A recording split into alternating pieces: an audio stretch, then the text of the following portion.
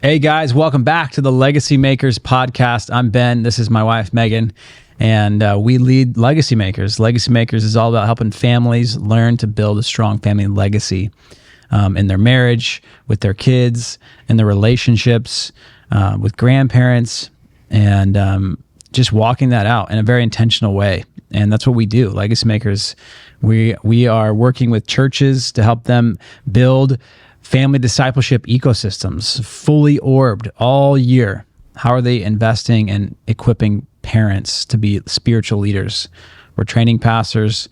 We have churches in 6 or 7 states that are working with us now, and we speak at conferences, and we're just trying to really spread God's heart and His vision and His intention for families to be and live as God had designed them to live. And so we love what we get to do. But today we're kind of talking a little bit about that. We're talking about the thing that used to set Christian families apart was how they served, how they were so service oriented in early church history. Mm-hmm. Christian families served others, and how that has kind of, I don't know, I guess has disappeared. Or it's maybe not it doesn't happen as often anymore, with our culture of individuality and individualism and our large fences around our house and the barriers and I think like the comment of how often people sue people has also contributed to the downfall of service. Now you have to have all these like rules and all these things that make it harder to just start up a club for youth people in your community or something. That's interesting. I think that contributes too. Yeah. Wait, so yeah, that's true. All the litigation, all the regulations that have like popped up. Yeah, I think that contributes to it, makes it harder. For sure. That's interesting. Yeah, well, this topic even just came up, I think, because we're the kids and I are reading a book by Corrie ten Boom, who she wrote The Hiding Place, but she also wrote other books. One of them is called In My Father's House, where she talks more about her life growing up, and then basically like her whole life until The Hiding Place, like until World War II, and she just like had so many things where she was always serving people, and she had created all these different clubs that people could come to and youth where she would just do fun things with people, and then she had this opportunity to share the gospel with them. And I mean, hundreds and hundreds of youth came to know Jesus because of these things that she started. And it all started in her home with her father modeling that and teaching that. And I mean, all of her siblings did the same thing. Yeah. They all did that in different ways.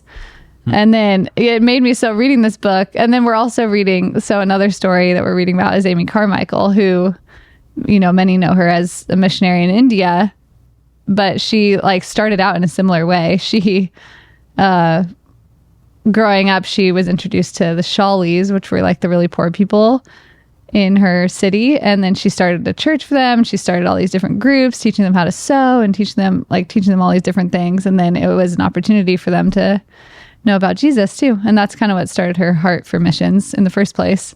But as we're like reading these stories, and then also actually it came to mind too, is even like my papa, he started like this boys brigade where all these boys would come together and they would do these games and these lessons, and he impacted so many young men. And I mean, that wasn't the only one, that's just the one that comes to mind, but he started all these other youth groups and different things too. And I was just thinking, I'm like, man, that is not the stories that you hear anymore of what people are spending their time doing. Yeah. Like creating spaces for young people to gather where they can learn practical things and learn about Jesus. Mm-hmm. And like, so then it just started me thinking and us talking about how are we serving people? How is our family serving? And I think it does look different. Like we were talking about, there's, the culture that we're in now is different, and also having a lot of young children is different, right? These people I'm talking about did this as adults or as like young adults. So I think which we're adults, but we have young children. So I think, I think it looks different in different seasons, but it just started us questioning, what are families spending their time on? And is it impacting the kingdom? And are we making space in our lives to, It's good. to open up our homes or to start things to really serve people or to join in nonprofits that are already doing work in the community? And how can we further those causes? Yeah. Well, some of the issues that kind of come to mind as you're talking is you're going back to the idea of, you said so many people are suing so many people and there's all these lawsuits, and now these lawsuits come up and people start lobbying for new rules and laws, and it prevents a lot of the communal activities that probably used to happen more freely. So that's kind of an interesting thought. And then I'm even thinking in terms of like where we live right now, like with the pace of life as an issue, it's like most people in Orange County, the pace of life is so fast where, I mean, even for myself, like it's hard for me to like have enough mental capacity to consider the people right around me, because there's so many things going on. And then even, there was another issue I was thinking of. Something else you said. Oh, the other thing that I had mentioned earlier when I first started the episode was so many neighborhoods, like so many houses have these big fences like in their front yard. I mean, even we do. And I've been wanting to take it down because I'm like, man, this is just so ugly, and it's not. It feels like I'm so closed off from reality happening, and I can't see out on our street. And but it's like some people, it's like intentional. And so, I mean, I get the privacy. I get maybe you want your space, you want your privacy, and but at the same time, it's like you're intentionally. I guess I just like the idea of looking like our home is can be available and is an offering to people around us. Like if they need something, or if they're, if someone needs an ingredient, like you can just come and knock on a door, or most of the time our door's just open. You can just walk in, say hi, Okay, this is a funny one though, because I feel like, so someone told me early on, if you want to help develop relationships with neighbors, go ask them for something, and then it opens the door for them to then come ask you for things too. And you realize the relationship you can both, be there for each other. Yeah. So I have adopted that. And, when I need something that we ran out of, like we have no eggs, and I need an egg for the cookies we're making, I'll go ask a neighbor. And I don't think any neighbor has ever asked us for something. Except Kendall. Okay. Kendall, of course. They're our friends, though. So, yeah, of course them. Well, maybe some neighbors are now. But I think it just takes time, too. Like, it takes time for people to trust and, like, not feel like a burden. I feel like people feel like they're a burden by asking for things. I don't know. I just have found that interesting that people don't ask us for help. Yeah, I mean, I think there's also, like, there's the pride element. It's like I don't know. I mean, I could see people thinking like, oh, I don't want to have to ask for. I don't want to look like I'm in need. Yeah, but it's just like an egg. Yeah, I agree. That is interesting though. But that could be one thing to do. So the person who told me this, it really was effective for them. So maybe it works for some. Takes time though. I think it does take time to gain trust with your neighbors. Yeah, I mean, and you think about it too, like. Back in older culture, it's like people were just more communal in general. Like in villages, and you work together. The people around you, like you depended on one another. You relied on one. You're like one giant family. Everyone had different roles. It's very individualized these days. And so those are some of the issues that I'm just kind of noticing. It's like you have these, some folks intentionally build barriers around their home. Some people, it's just the pace of life. It's like we're just so busy and so distracted, and there's so many things going on that it's not even a thought. It doesn't even cross my mind. I think another barrier is the affluence. I think a lot of times there's more, I mean, all the stories that I told, except maybe my papa, it was people serving people who were more poor. And so if we're not even entering into spaces where there are people that are more lower income or struggling in life, then we're not going to see those opportunities to serve as much. Yeah. And I do think people that have, more affluence are able to do more activities, so they are busier. And so it is like the more poorer demographic that would come to things that you plan for them, right? Mm-hmm. That would Do you feel like there's some obviously I believe that the enemy is against God's people being in community and serving each other and helping each other. Like, there is an enemy against us, and he has planned out and devised these schemes to separate people and to divide, right?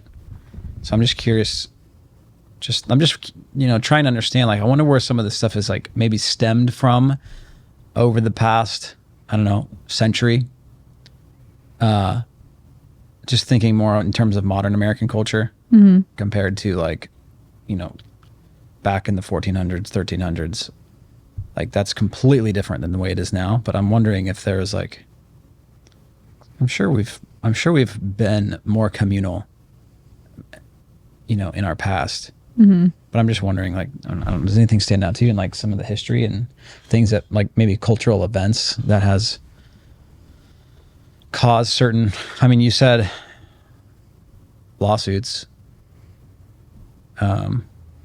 which I think it changes culture. Yeah. Over time. Big lawsuits, You're talking about in the last 100 years? I think, just to make it more relevant. Oh. To make the idea more relevant. Yeah, I don't know. I think people are more fearful and skeptical. I don't know what events would have caused that. That leads me to believe, like, social media is, and like the, I guess that's actually probably a big issue, is like the issue of how fast information spreads, how fast news events spread. Is a barrier for serving? It's a barrier for serving because it, like what you said, the idea of fear. It breeds fear. Like, if there's an event happening across the country of a school shooting, that's obviously a scary situation. I'm going to start, like, I see that on the news or on social media.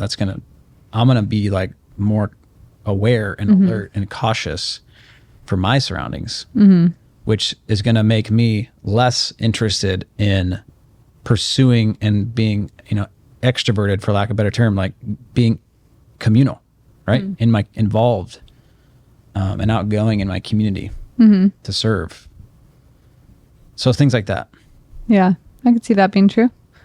I think that's definitely true. When I've gone on international missions trips, people are always worried about some sort of political problem that's going on in that country. Like, oh, should you really be going? Yeah, there's gangs there. Yeah. I think that's common.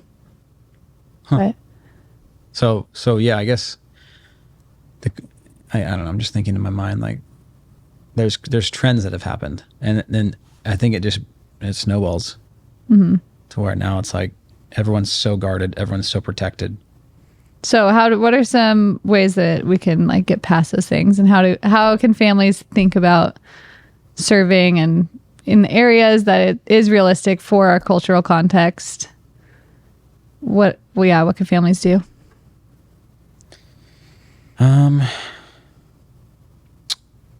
Immediately I think of just being neighborly, being outside, not being inside too often.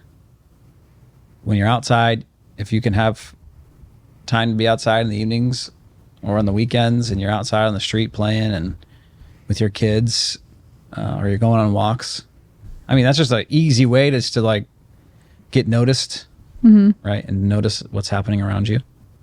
And then this is something I need to work on, is like being really intentional about not just being noticed or noticing things, but engaging myself into other people's lives. Being a friendly neighbor. Yeah. Hey, Jerry. Yeah. I do think I would say there's like three main areas that are realistic to think about serving as a family. Yeah. I think one is in your church. And then one is serving, in course, in your neighborhood and to your neighbors. And then I think your community at large, like your city or area, which thank you. Yeah. And I think all of these areas are things that you have to leave time for. You have to be intentional in. Yeah. And you have to have that value to do it. Otherwise, it's not going to happen. And they're all three things that advance the kingdom of God. And so I think as families, we want to spend our time doing things that are going to impact the kingdom of God and not just serve our own advancement. And so I think figuring out ways to schedule those things into our lives is really important. And so, I mean, starting with church, I think, you know, if you're not serving at your church as a family in some capacity, like, why not? Yeah. Why not? It's your church. Like, you all, you know, it's a body that you work together in. So you should be doing something as a family. And maybe that's not everyone is doing something, but there's a way for you to be involved, and your church is impacting the kingdom of God. So you want to be a part of that. Yeah. That's good, man. Yeah, I think it can look a lot of different ways, but yeah, there's so many opportunities in church to serve. Yeah. Yeah. And kids can be a part of that too. Like our kids, some of them are on the kids worship team, and kids can be greeters and, you know, all kinds of things. Kids can be leaders of the younger kids, like in small groups. Or going on missions, family missions. Yeah. So, I mean, I would say is like the larger community would be a way to go on serve. Yeah. So then I think like neighbors, serving in your neighborhood, I think is another sphere to be mindful of, and having like you've said, a open home, a friendly face, being aware of those who walk by, those who are playing outside. Yeah. I think sometimes even just going for walks repeatedly really helps you get to know people. Yeah. And kids make it easier to do that. But even if your kids are older, just go for a walk, see who you meet, and then stop and talk and point something out. Notice their flowers and see if it strikes up a conversation. Or, you know, I think just being more mindful to really start conversations with people and see where it goes is the first step.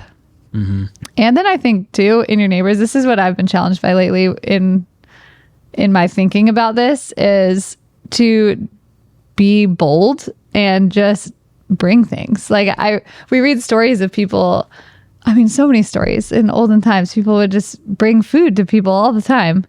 And they didn't have a meal train. They didn't have a sign-up sheet. They didn't even ask. They just knocked on your door and said, here, I have some extra food. It's for you. Or I have, you know, make some soup intentionally to go bring it to your neighbor who's a single man. And he probably doesn't have great meals all the time. So go bring him some soup, you know? Or like the elderly couple down the street. You don't have to ask if they're feeling well. Just bring them some food. Yeah. Or, you know, food is an easy way. And actually, one family that's connected to us, the Gadenos, she is always bringing food to people. And she wins over so many people by doing that. Yeah. She has gotten so many, like, beautiful relationships in her community by just bringing them over some taquitos. She's great at that. So true, Meg. Yeah. Yeah, I love, as a testimony, Megan is so good at doing this on our street. And I mean, I don't know if it probably did exist. I don't know, maybe not. But we have like a whole shared paper. Like everyone has it on our street. We have a text thread now. Now we have a text thread on just the people on our street. We have a shared paper where we have everyone's number, the names, and then the addresses. And we started doing these, like, I don't know, maybe like once every other month, little dinner nights. We had like a pasta night once on the street, you know, just everyone kind of bring a little thing of pasta and meatballs, side dish. We do like a Memorial Day street party, you know, get the bounce house, the water slide, music, hot dogs. And I'm even thinking for like dads, like if you have kids, you know, this is an area that I'm working on too, is when the kids are outside playing, like you should go outside too. And if you have neighbors, most families do go outside when their kids are outside. They do? This is why, yeah. Yeah. Our kids play outside unattended and we get in trouble. True, yeah. They just let them go.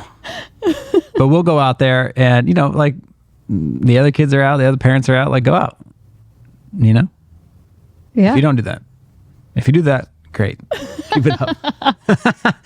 Sounds like a lot of people do that already, according to Megan.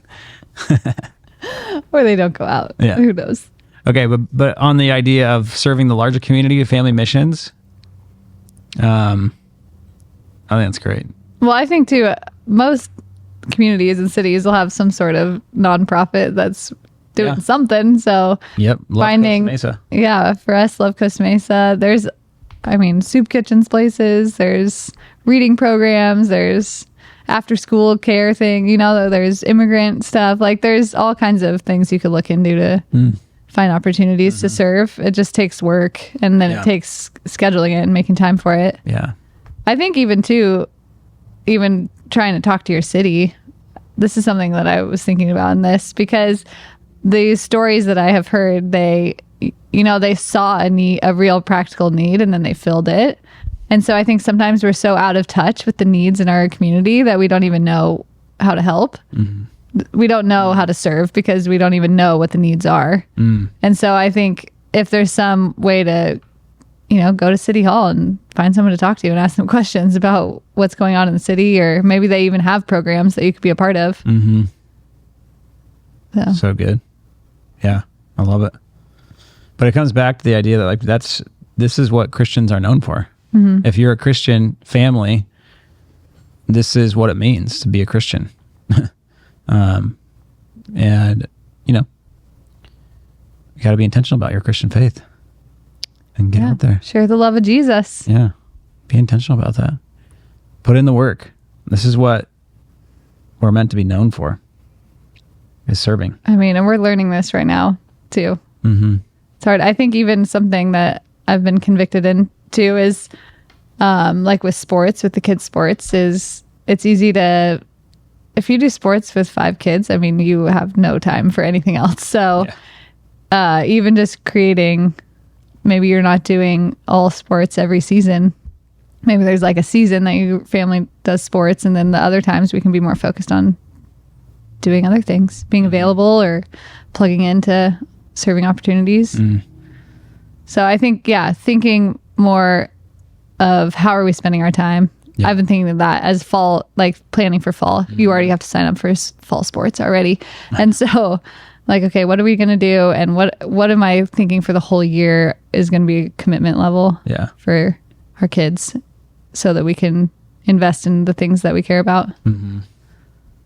Which is not just sports. Right. It's all the things we've been talking about. Yeah. Sports are valuable, but they're not the only thing. Yeah. Serving in our church, serving in our neighborhood, serving our larger community. The other things that we care about, but our faith being number one. But anyway, great talk. Good stuff, Meg. It's a great topic. I think this is going to be super helpful. So thank you guys for listening. We'll see you on the next episode.